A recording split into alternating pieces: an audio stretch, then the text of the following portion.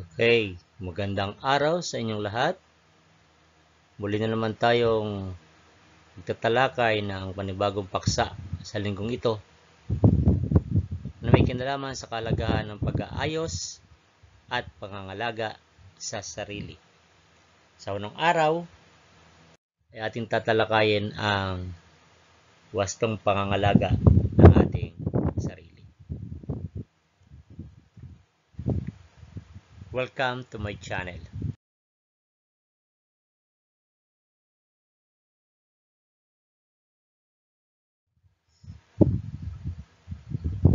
Okay, balik-aral tayo. Basahin ng tahimik ang mga tanong at inyong sagutan sa inyong mga notebook kung ano-ano ang mga kagamitan at consumables na gamit sa pangangalaga ng ating katawan. Bakit dapat ugaliing malinis ang ating katawan? Pangatlo, ano ang mga magagandang may dudulot nito sa ating katawan? Yan, sasagutan nyo sa mga notebook yan. Panoorin ang video na may kinalaman sa awitin tungkol sa pangangalaga sa katawan.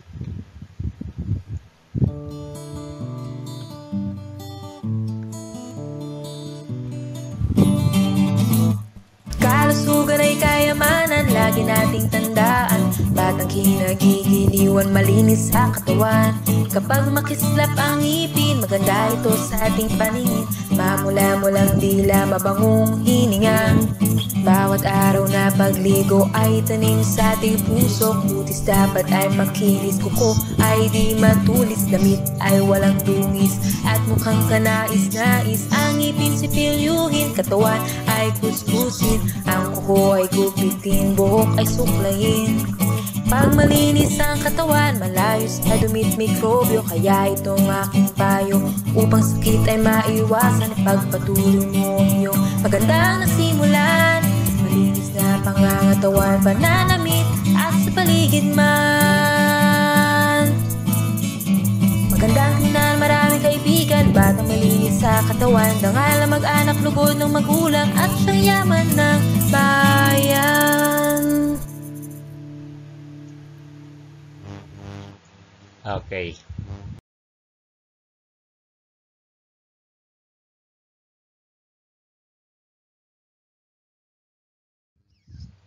Ayon sa awit, ano-anong mga pamamaraan ng pangangalaga sa ating katawan? Bakit importanteng pangalagaan ang ating katawan? Pangatlo, ano ang mga magandang epekto nito sa isang batang kagaya mo? Yan. Sasagutan nyo din sa notebook yung mga tanong na yan.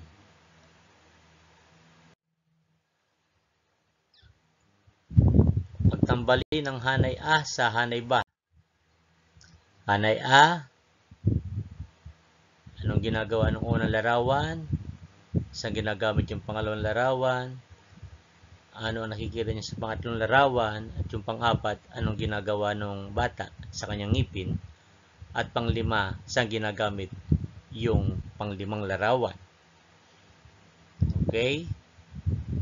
Saan ginagamit? Sipilyo. Ayan. Saan ginagamit yung anong ginagawa nung number 1? Anong ginagawa? Gumagamit ng shampoo o gugo. Kasi yung gugo, yun yung mga sinaunang paraan ng paglalagay ng shampoo sa ating ulo. Ginagamit yan ng mga sinaunang pamamaraan. Yung balat ng kahoy ay pinupukpok ng isang matigas na bagay, kinakatas, at yung katas nun inilalagay dun sa ulo. Okay? Anong term ang nakikita dito sa pangatlo? Yung pangalawa, ano bang gamit to? Sipilyo. Okay. Ang pangatlo ay balakubak. Pangapat ay gilagid. at panglima ay bimpo. Wastong paraan ng paliligo. Basain ang buhok at buong katawan. Linisin ang buhok gamit ang shampoo o gugo. Gamitin ang dulo ng daliri sa pagmamasahe ng iyong anit upang malinisan ito at dumami ang bula.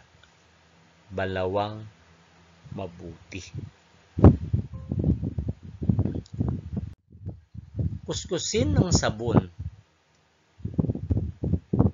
Kuskusan ng sabon ang basang bimpo. Kuskusin ang muka at lahat ng parting katawan.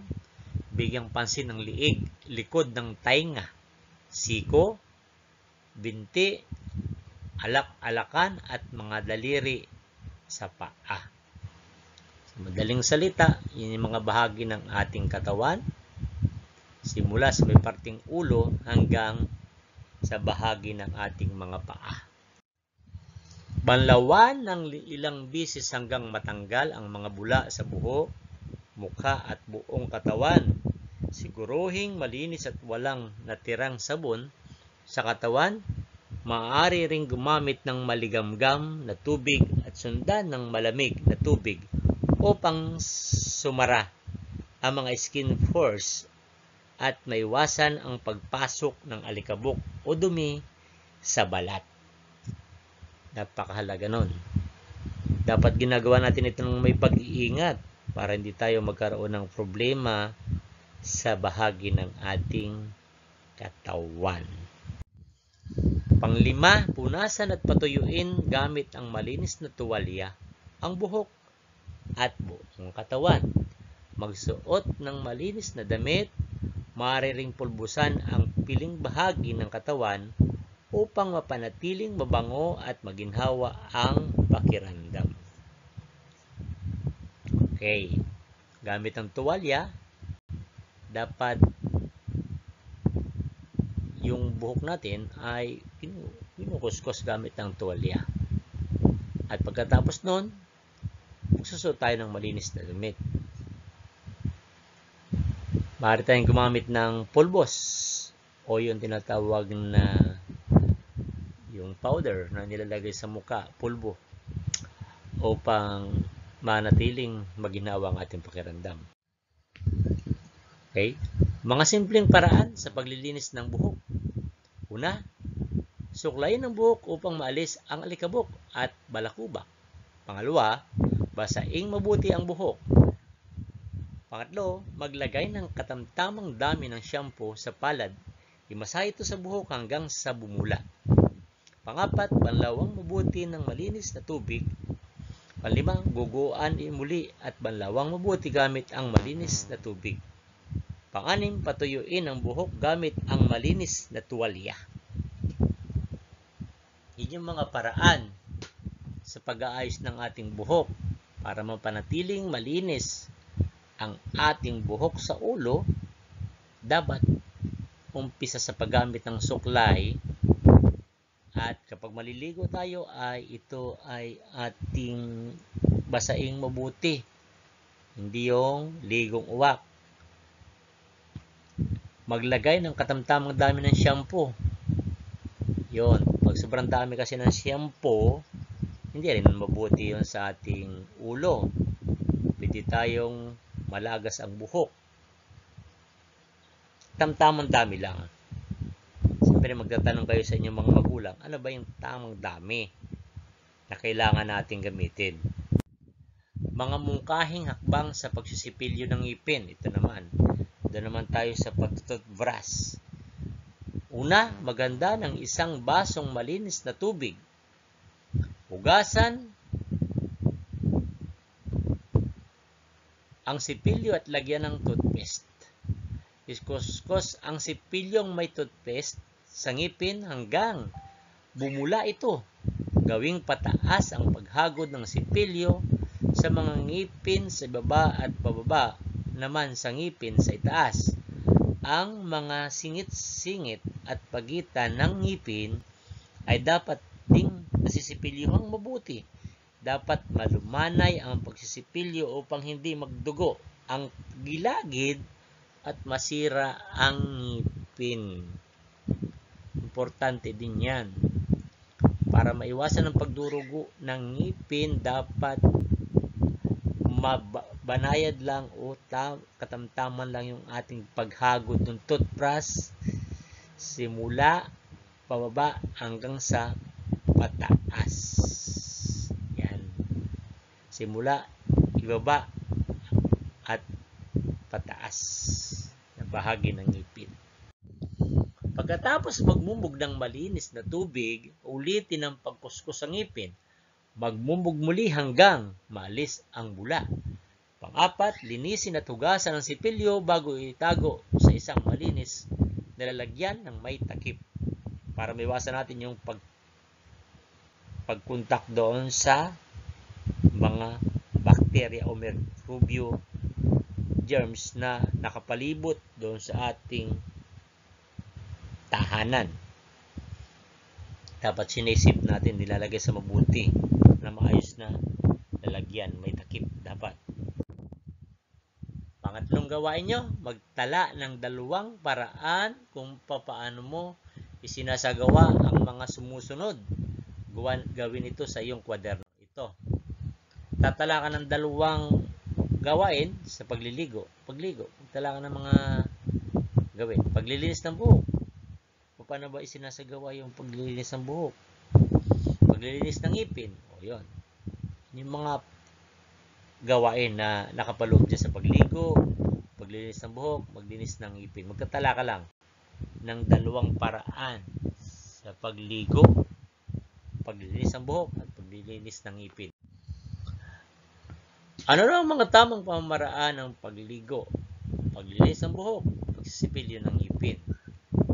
Bakit mahalagang maisagawa natin ng tama ang mga ito? Pangatlo, ano ang maaaring mangyari kung hindi maayos ang pamamaraan ng pagligo, paglilinis ng buhok, pagsisipilyo ng ngipin? O, ano pwedeng mangyari? Maraming pwedeng mangyari. Diba? Para katulad na nabanggit kanina, pwede tayong magkasakit. At pwedeng malagas ang ating buhok pag hindi maayos yung pagkakalinis ng ating buhok sa tuwing tayo naliligo, at pwede rin magdugo ang ating mga gilagid. Piliin ang titik ng tamang sagot. Pang-4 na gawain. Ano ang unang hakbang sa wastong paraan ng paliligo? Yan, pipiliin nyo dyan kung anong tamang sagot. Gumamit ng basahin nyo mabuti yan. Sasagutan nyo ito. Dito na tayo sa pagtataya. Okay, silent reading tayo.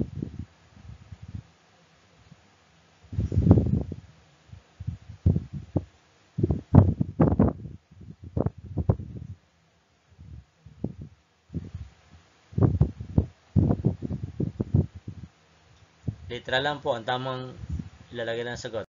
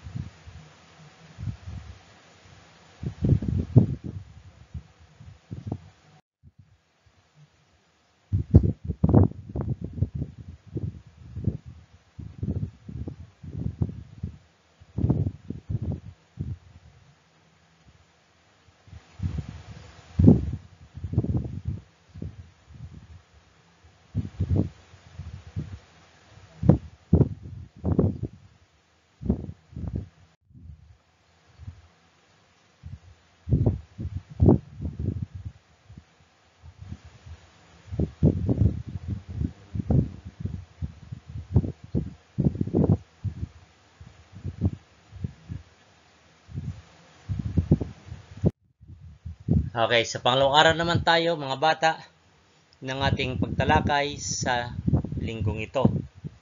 Na may kinalaman pa rin sa wastong pangangalaga ng ating katawan. Okay, ano na mga tamang pamaraan ng pagligo? Paglilinis ng buhok, pagsisipilyo ng ngipin. Bakit mahalagang maisagawa natin ng tama ang mga ito? Ano ang maaaring mangyari kung hindi maayos ang pamamaraan ng pagligo? Paglilinis ng buhok, pagsisipilyo ng ngipin. Okay, sagutan ito. Gagawin itong sa inyong mga notebook. Paano mo pinapangalagaan ang iyong katawan? Gamit ang diagram. Ito ay sagutan ng sumusunod na katanungan at sulat ang iyong mga sagot sa loob ng kahon. Yan. Paano mo pinapangalagaan ang iyong katawan? Isusulat mo lang dyan sa bawat kahon yung mga pangalaga ng inyong katawan. Paggawa ng bokabularyo sa nilalaman ng aralin. Okay, mali. Malusog. Ay nga. Hanapin nyo to. Itong malusog. Makikita yan dyan. Kung saan nakikita yung malusog. Ay nga. Siya makikita yung pahinga. Yan. Pahinga. At kalinisan. Hanapin nyo dyan kung saan nakalagay yung kalinisan. Hanapin nyo dyan. Siyempre mag-umpisa ka sa dito. Yan. At alaga. Kita na agad. Malusog. Malusog. Malusog. Malusog. Saan ba yung malusog? Kaya hanapin mo literang M.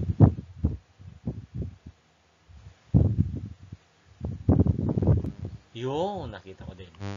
Okay, kasunod. Mga kabang, sa paglilinis ng binti at paa. Sa binti naman tayo, mag-iispa tayo. Basain ang mga paa at binti. Pangalawa, pahiran ng sabon ang malinis na bimpo at kuskus. Sa mga binti at paa, bigyang pansin ang likod ng tuhod o alakan, bukong-bukong at talampakan at pagitan ng mga daliri ng paa. Okay. Pangatlo, banlawan ang mga binti at paa ng malinis na tubig. Siyempre, importante yung malinis na tubig. Alam nga naman gagamit ka ng maruming tubig. Siyempre, malinis lahat. Pangapat, kung ang mga paa ay pawisin at may hindi ka nais-nais na amoy, ibabad sa maligamgam na tubig na may kaunting asin pagkatapos linisin. Panatilihing nakababad ang mga ito ng 15 minuto. Ito ay ginagamit lang doon sa mga taong mayroong mabahong singaw ng pawis. Bababa din daw ito ng ibababad sa maligamgam na tubig na may asin yung paa. Panglima, punasan at tuyuing mabuti ng malinis at tuyong tuwalya o malinis na lumang damit ang mga binti at paa. Nakapagdudulot din ng maginhawang pakiramdam at mabangong amoy ang paggamit ng foot powder pagkatapos linisin ang mga paa. Yan. Importante yan. Yung wastong pangangalaga sa ating mga binti at paa. May mga panahon na mas kailangan maghugas ng kamay upang maprotektahan ang kalusugan. Dapat maghugas ng kamay. Okay. Paano ba? Paano maprotektahan natin ating kalusugan? Sa pamamagitan ng dapat maghugas ng kamay. Okay. Kailan tayo naghugas ng kamay? Pagkatapos gumamit ng palikuran. Importante yun. Pagkatapos natin mag-CR, gamit tayo ng sabon. Linis tayo ng kamay, maghugas tayo. Bago at pagkatapos makasama ang may sakit. Yan. Dapat maghugas tayo ng kamay. Bago maganda ng pagkain, maghain o kumain. Importante yun. Matapos bumahing, umubo o suminga, maghuhugas tayo ng kamay. Matapos humawak ng hayop o dumi nito, ay lalo na. Importante tayo naghuhugas dapat ng kamay. Matapos humawak ng basura o anumang maruming bagay.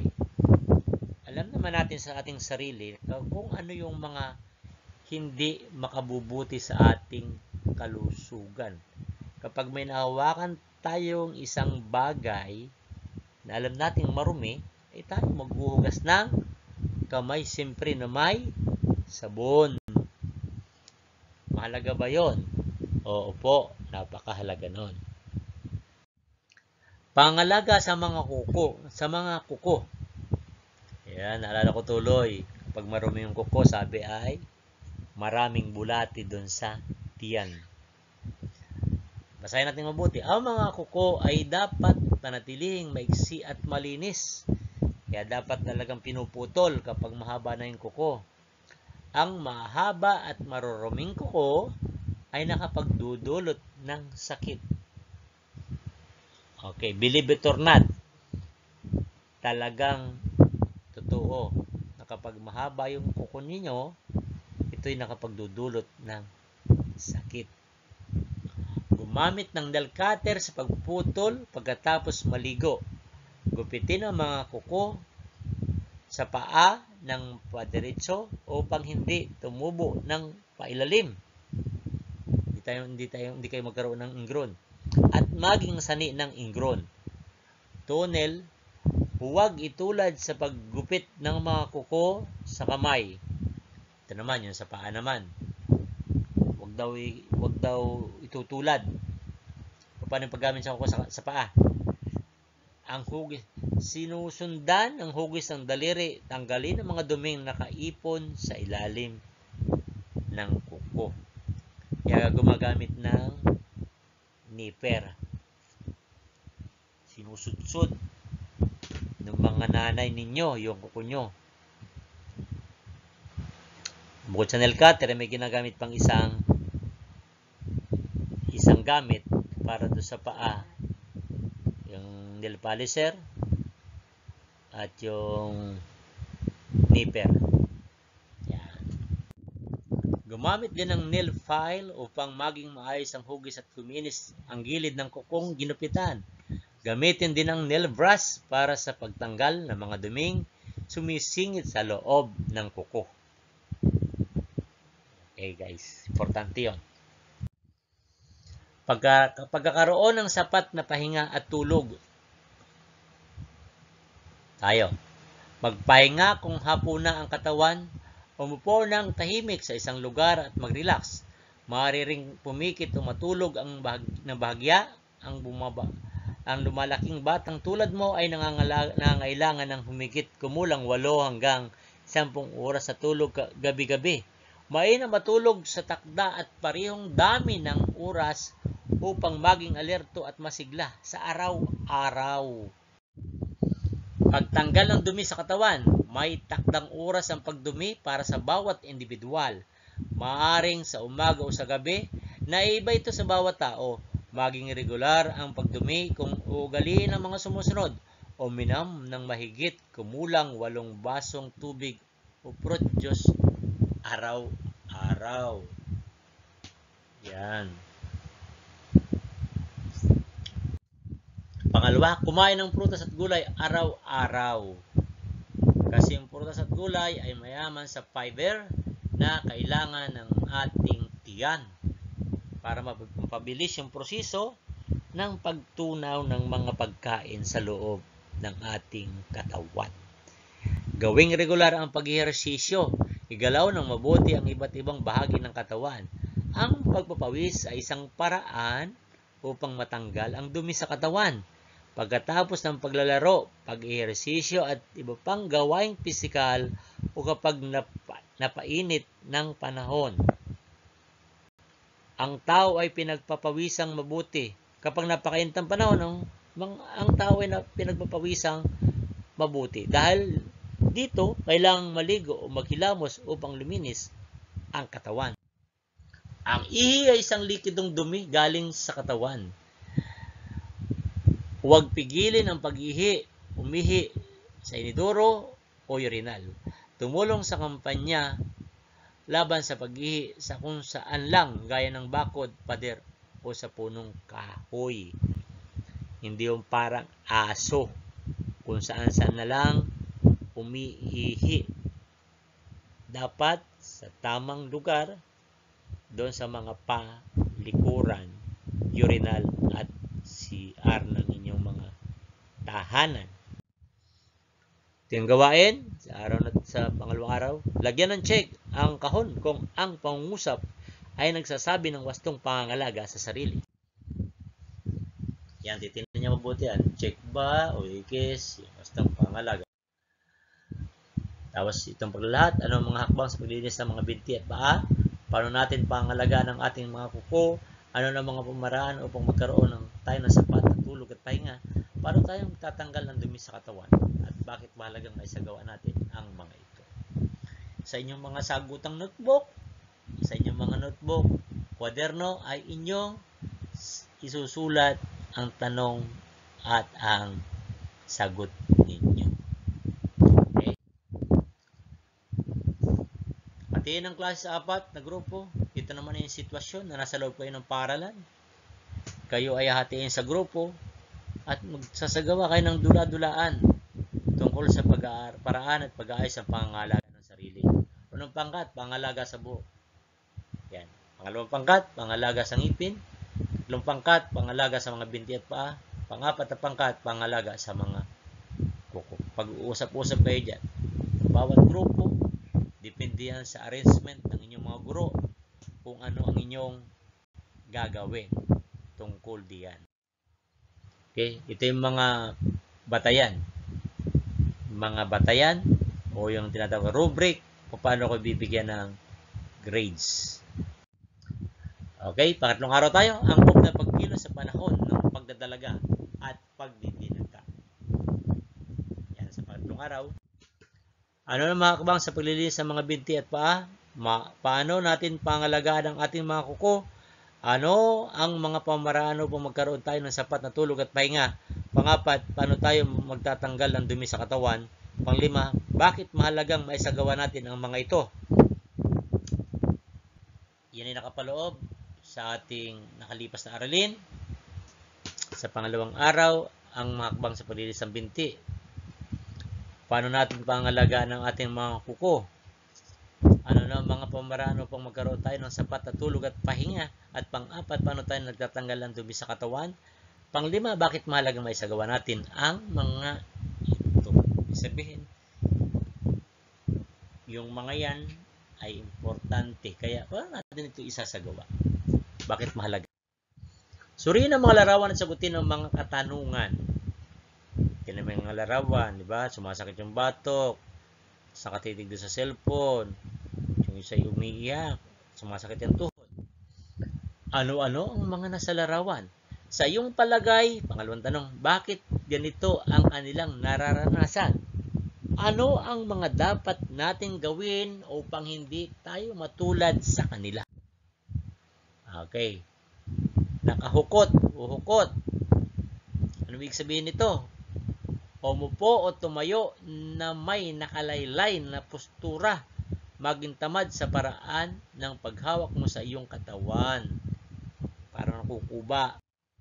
Sumandal, yumuko o ikiling ang iyong katawan sa isang partikular na direksyon. Madalas para sa suporta.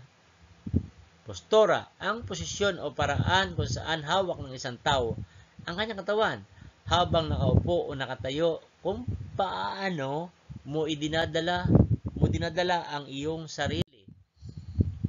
Ang tamang postura ay ang paraan kung paano hawakan ng isang tao ang kanyang sarili kapag nakatayo, nakaupo at naglalakad. Ang pagkakaroon ng tamang postura ay nagbibigay daan sa isang tao na magtrabaho ng mas matagal nang hindi madaling napapagod. Nakatutulong din ito upang maiwasan ang pagkapagod ng mga kalamnan at tigas ng mga kasukasuan. Pinapabuti rin nito ang itsura ng isang tao. Maayos sa pagtayo. Paano natin ginagawa yung maayos sa pagtayo, mga bata? 1. Tumayo ng matuwid, itaas ng katamtaman ng ulo, at huwag hayaang bumagsak ang balikat. Pangalawa, iliyad ang dibdib, pagpantayin ang mga balikat at patatagin ang tiyan at balakang. Pangatlo, panatiling nakatuwid ang likod, kapantay ng batok at ulo. Pang-apat, ilagay ang isang paa sa bahagyang unahan ng kabilang paa na nakaanggulo ng bahagya sa nasa likuran. Pang-lima, ilagay ang pantay na bigat ng katawan sa dalawang paa. Yun yung maayos sa pagtayo. Good posture. Gagawin niyo yan nang susundin itong mga hakbangin na nakapaloob dito. Yan, nakalagay dyan. Oh. Yan. Yun yung pangalan. Maayos na pag-upo. Idikit ang binti sa likod ng upuan upang malaman kung nasa tamang layo ang kinalalagyan nito.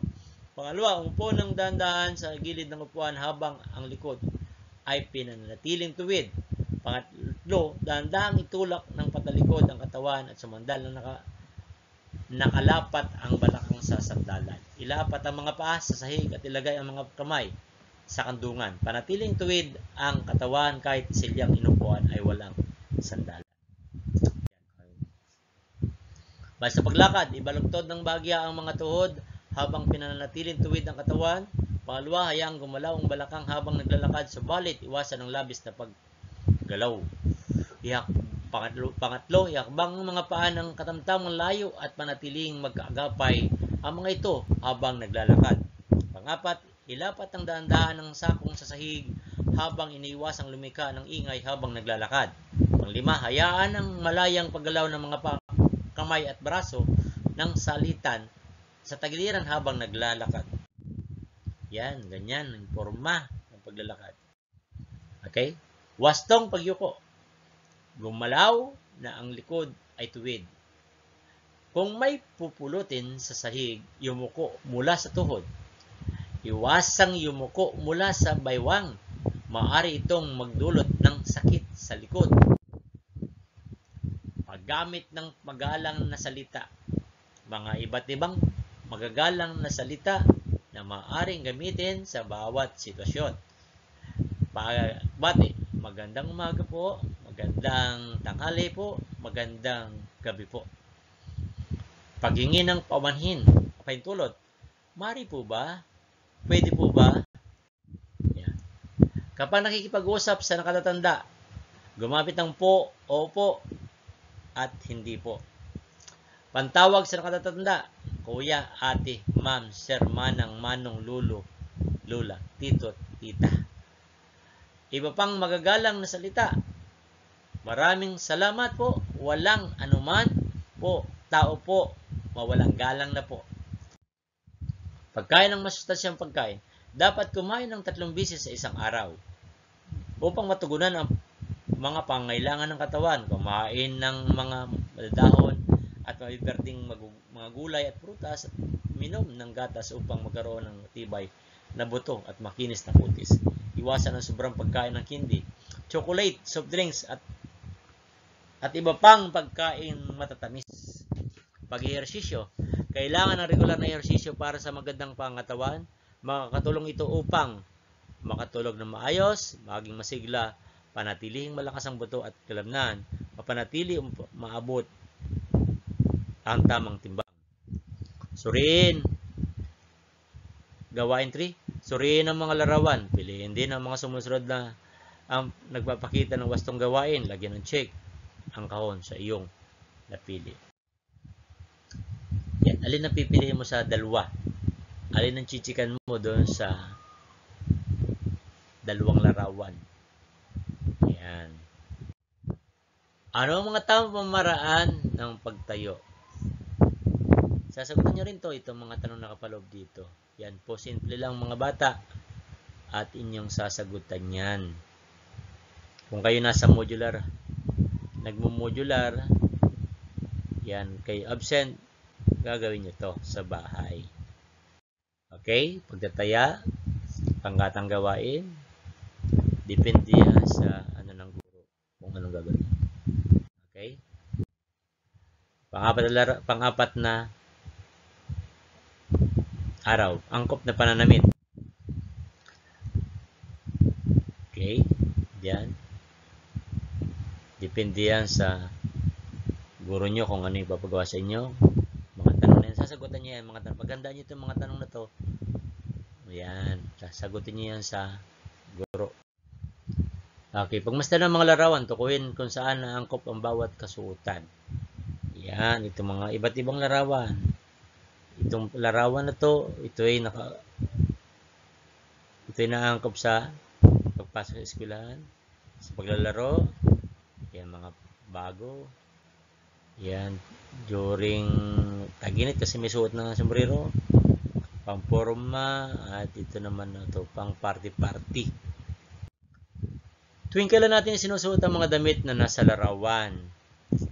Mahalaga ba ang pagsuot ng angkop na kasuotan at bakit? Paggawa ng popular sa nalaman ng aralin, punan ng wastong litra o pamabuang salita. Guess the word. Tawag dyan.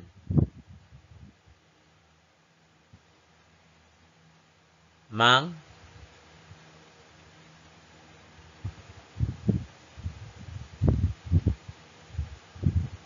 At di. Blo. Ayan. Wala niya, diba? Kayo ay nasa yugto sa pagitan ng pagkabata at pagbibinata o pagdadalaga. Ito ay isang mahalagang panahon sa buhay ng isang tao. Dahil dito, kayo dumaranas ang iba't ibang pagbabago sa isip at sa katawan. Nagdudulot ito ng maraming panloob na hidwaan. Ang panahon ito ay hindi lamang mahirap para sa mga kabataan, kundi pati na rin para sa kanilang mga magulang. Kailangan ng mga magulang na balansehin ang mga mood, panghiling, at pagbabago ng ugali ng mga kabataan. Ang panahon ng pagbibinata at pagdadalaga ay nahati sa 3 yugto. Bababaw na yugto, 12 hanggang 14 na taon. Gitnang yugto, 14 hanggang 17 taon. Huling yugto, 17 hanggang 19 na taon. Habang sila ay lumalaki mula sa mababaw na yugto patungo sa huling yugto, naging mas mapanuri sila sa kanilang itsura. Nagsisimula silang bumuo ng sariling pagkakakilanlan at nakatuon sa pagpapabuti sa sarili. Ang bigla at pabilis sa pisikal at mental na pagbabago ay nagiging dahilan ng kanilang pagiging sensitibo sa kanilang pananamit. Madalas nilang ikinokumpara ang kanilang mga sarili sa mga sikat na tao at kanilang mga hinangaan. Mga salik na nakakapekto sa pananamit. Sa panahon ng globalisasyon, maraming salik ang nakakapekto sa pananamit ng mga kabataan. Ang pinakamalaking impluwensya ay iba't ibang kultura, rural, urban, at metro city. Social media at internet, mga magasin at libro, pagkakilanlan sa mga artista sa pelikula at telebisyon bilang mga modelo, katayo ang panlipunan at prestihiyo, ang pagpapalaga ng pamilya at pagtanggap ng lipunan. Ang mga magandang pananamit ay tumutukoy sa pagsusuot ng mga damit ayon sa okasyon, panahon, propesyon, oras, lugar para ng opisina, pamilya at iba pa. Saan? Sa lugar, rural, urban o metro. Angkop ng pananamit para sa iba't ibang okasyon at panahon ng pagdadalaga at pagbibinata. Pananamit sa paaralan, para sa mga babae, simpleng blouse o t-shirt na may manggas, palda o pantalon na hindi masyadong masikip at sapatos na masarado ang harap. Iwasan ang mga damit na masyadong maikli o revealing. Para sa mga lalaki, polo shirt o t-shirt na may manggas, pantalon o shorts na hindi masyadong maikli at sapatos na sarado ang harap. Iwasan ang mga damit na may malalaking print o logo na hindi angkop sa paaralan. Pananamit sa bahay. Para sa mga babae, komportableng damit tulad ng t-shirt at shorts o jogging pants, pwede rin ang simpleng dress na hindi masyadong masikip. Para sa mga lalaki, t-shirt at shorts o jogging pants, pwede rin ang komportableng polo shirts. Pananamit sa espesyal na okasyon.